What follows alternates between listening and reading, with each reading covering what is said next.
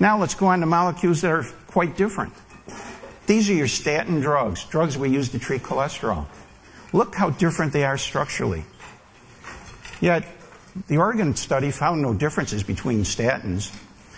That one in the middle lower parts, Rivastatin. A few years ago, we were told in Arizona by one of the insurance plans, due to evidence-based medicine, we want to have this as your first choice when you go ahead and you treat that patient.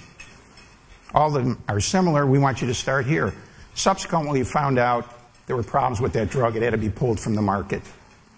Evidence-based medicine took us down the wrong path, underpowered. Currently, what's happening now, we're getting a lot of pressure, for example, to change drugs, and not change to an identical generic, but just change to a cheaper generic in that class of drugs. So, for example, with the atorvastatin, the Lipitor, we're being told, put them on simvastatin, put them on another statin which is cheaper, but they're not identical. It may not be as strong.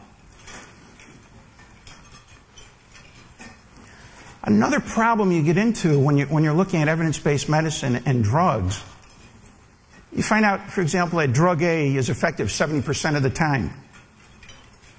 B is effective 20%. C, 10%.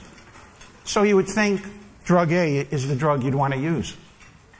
Well, what if your disease responds to drug C but not to drug A? For you, it would be drug C that you wanted.